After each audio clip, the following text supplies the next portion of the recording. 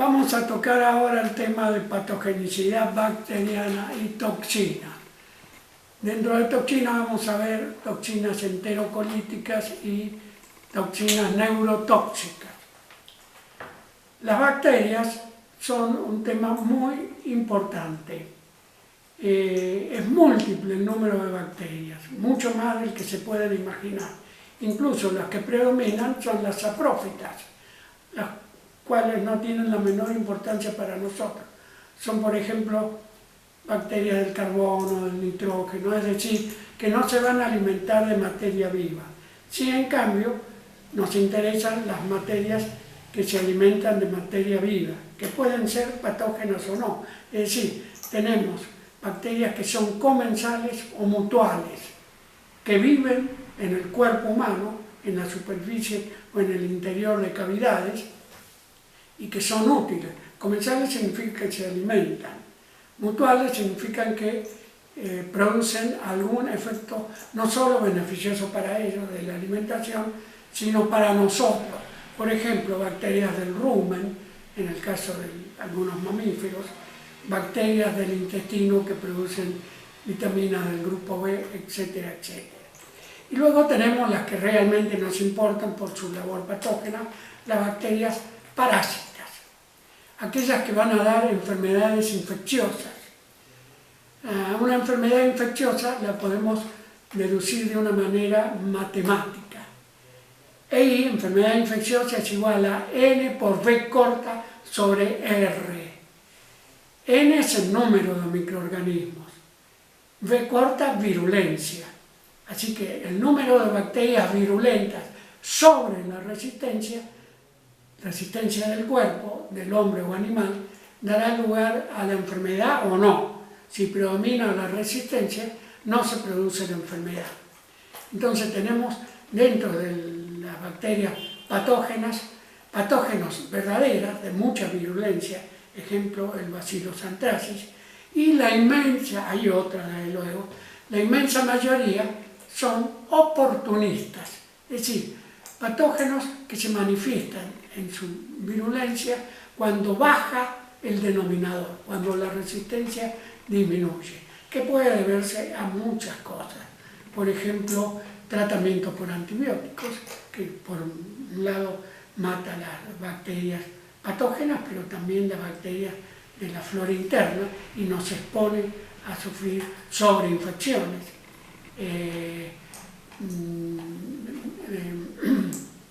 Por ejemplo, oncógenos, radiaciones, la edad, todo eso hace de que baje la inmunidad, entonces las personas ancianas están más expuestas que las personas maduras o jóvenes para padecer enfermedades. ¿De qué manera nos infectan las bacterias? ¿Cuál es la puerta de entrada?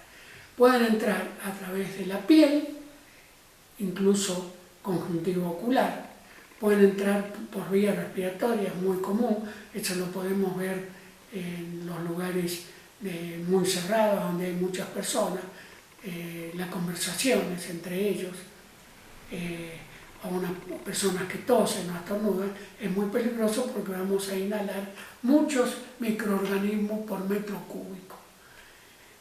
Por vía intestinal, por vía de la vía digestiva, entran también microorganismos, fundamentalmente con agua y alimentos. También por medio de secreciones respiratorias que traguemos. También hay bacterias que penetran por vía genitourinaria, de tipo sexual, que puede ser horizontal o vertical. Vertical significa a través de espermatozoides o lóbulos, o directamente al feto y infectarlo al feto. La vía genital también, la vía urinaria, en el tercio inferior de la uretra hay microorganismos que pueden ser penetrar hacia la parte superior. Entonces, en este juego que se da de gente que defiende, algo que nos defiende, y agentes que nos atacan, tenemos que ver cuáles son los atributos de uno u otro. Vamos a nuestras defensas. Primero, tenemos antes que nada una defensa, por ejemplo, en la descamación de la piel. En el aparato respiratorio vamos a tener un aparato mucociliar, es decir, cilias respiratorias que van empujando el muco respiratorio hacia la parte superior para ser deglutida. Y en el aparato digestivo tenemos el peristaltismo intestinal que empuja no solo los alimentos, sino también toda esa flora fecal bacteriana para que sea eliminada con las heces. Y por supuesto eso contaminará, así como contamina el aire respirado, también la materia fecal es un importante contaminante con el agua, el suelo o los alimentos. También hay otros factores defensivos que voy a citar después cuando hable de la bacteria. ¿Cuáles son los atributos bacterianos para producir enfermedad? Las bacterias, una vez que penetran, tienen que, hablamos de la microbiota, o podemos clasificar entonces de esos gérmenes que dijimos patógenos, que van a poseer una pared o una cápsula. Esa cápsula de mucopolisacáridos determina hacer una cierta resistencia contra los fagocitos. Es decir, existen leucocitos polimorfonucleares y macrófagos que están en el moco superficial y de esa manera nos están defendiendo. Las bacterias a su vez forman parte de la flora normal, la microbiota. Son los microorganismos que están acostumbrados, que tenemos acostumbrados a que residan en nuestra piel y mucosas y que cubren la misma y nos defienden. Como si ustedes son jóvenes, hagan de cuenta que están en un baile, están acomodados en la barra, entonces van a ver como receptores, microorganismos. Ustedes son el microorganismo, la persona que se acomoda en la barra y tienen compañeros que están a su vez. Viene a un extraño, un patógeno, que viene siendo una persona agresiva que quiere meterse y lógicamente todos estos que están formando parte de la microbiota constituyen una barrera defensiva que se opone. Así que esa persona que viene siendo un agresor tiene que buscar otro lugar o directamente ser expulsada. En cuanto ataca y digamos de que por alguna circunstancia consigue hacerse un lugarcito, vienen enseguida esas personas que constituyen los defensores y lo expulsan, lo capturan, que vienen siendo leucocitos y macrófagos móviles o macrófagos fijos, que son los que van a capturar la bacteria patógena. Bueno, los microorganismos, según su relación con las células, pueden clasificarse en extracelulares, es decir, se van a multiplicar por fuera de las bacterias, intracelulares moderadas o oportunistas, en que van a penetrar dentro de las células, se van a quedar dentro de la misma debido a que resisten ese proceso de fagocitosis.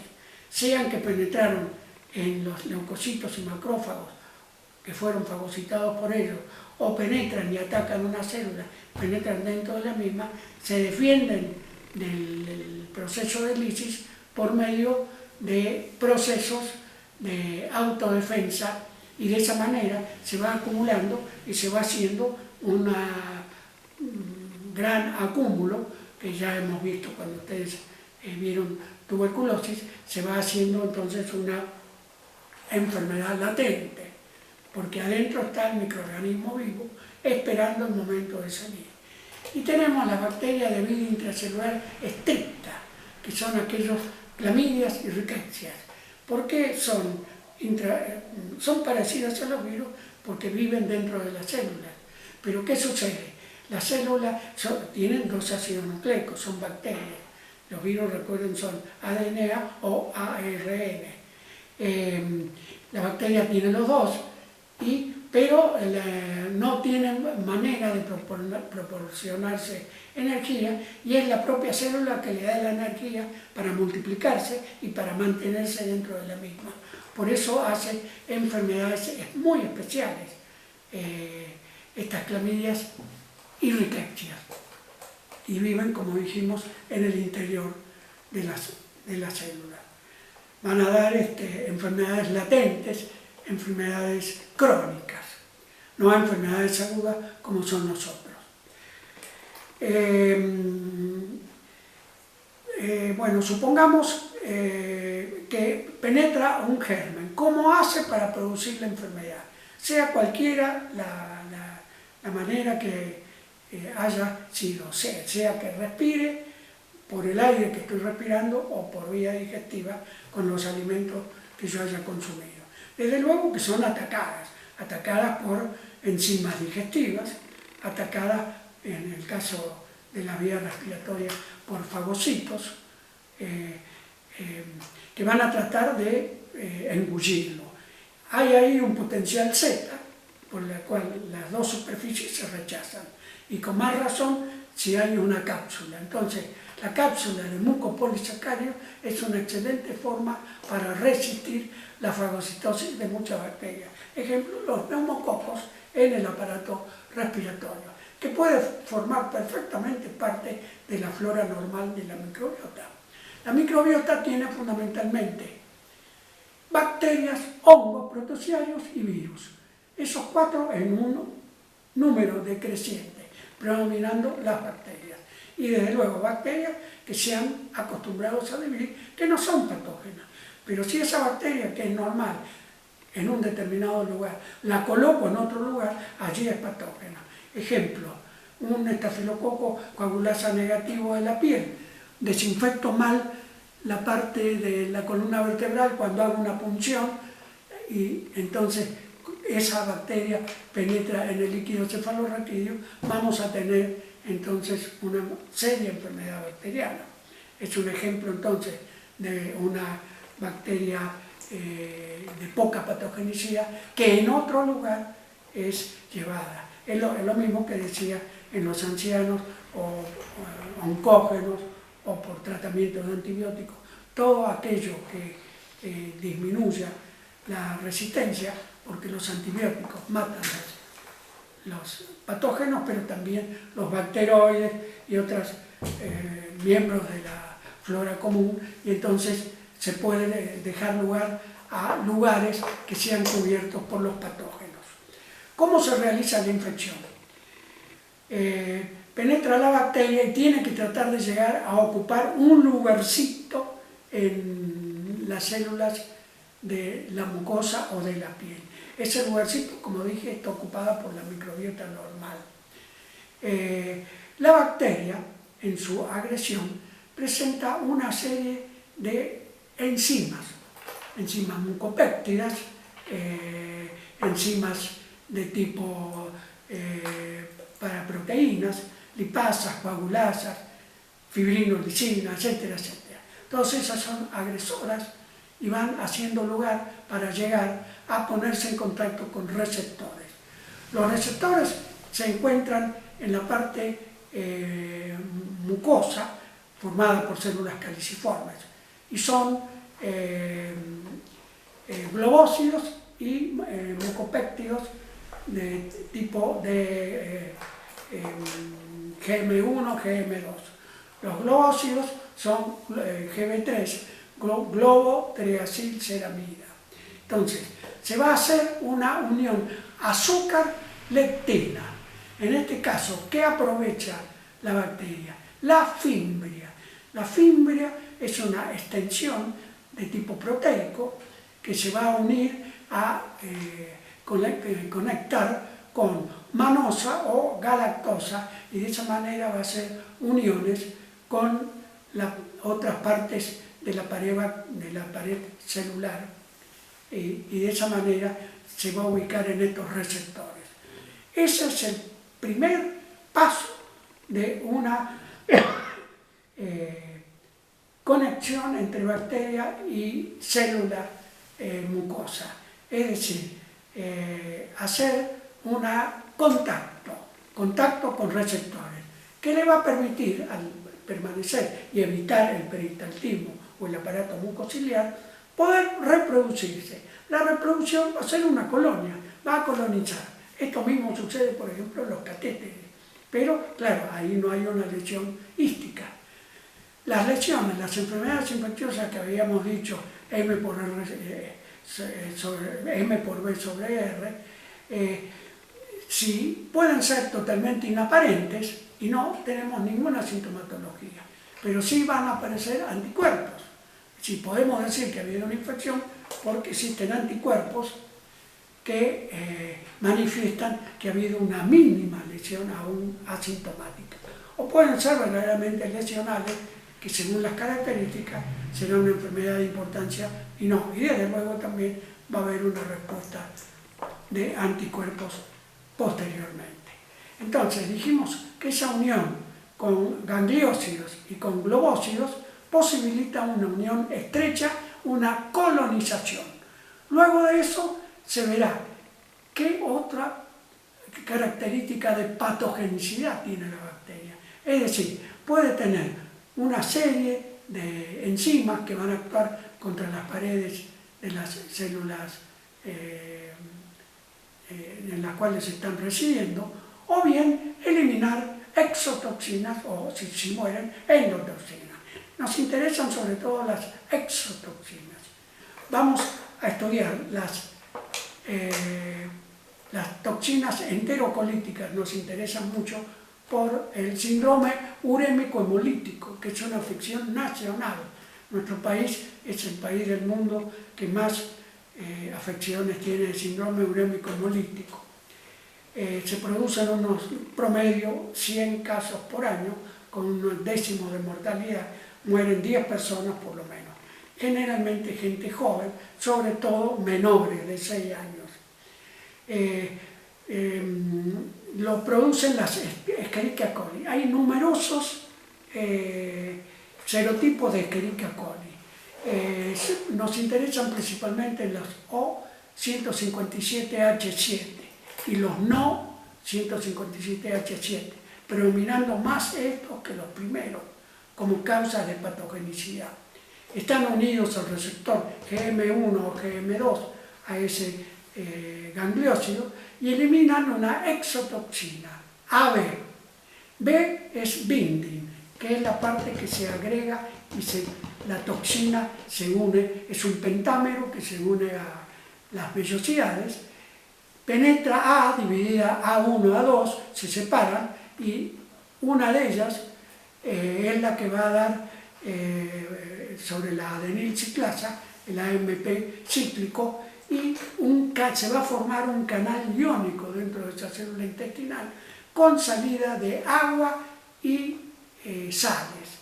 El resultado es diarrea líquida, indolora, no febril. Entonces tenemos las Escherichia coli, las podríamos clasificar según el tipo de fimbria, en 7 serotipos distintos, fimbrias F1, F2, 3, 4 y de 5 y 6 en adelante, 7 a 10, y digamos que las fimbrias F1 son la mayor parte de las células, aún aquellas no patógenas. Las 2, 3 y 4 constituyen las que afectan a los humanos al tomar agua contaminada, que dan diarreas comunes de poco tiempo de duración. Luego las siguientes son las animales, vacas, cerdos y ovejas, cuando se destetan en la parte de estrés, debido a que la leche posee elementos de anticuerpos que protegen al lactante.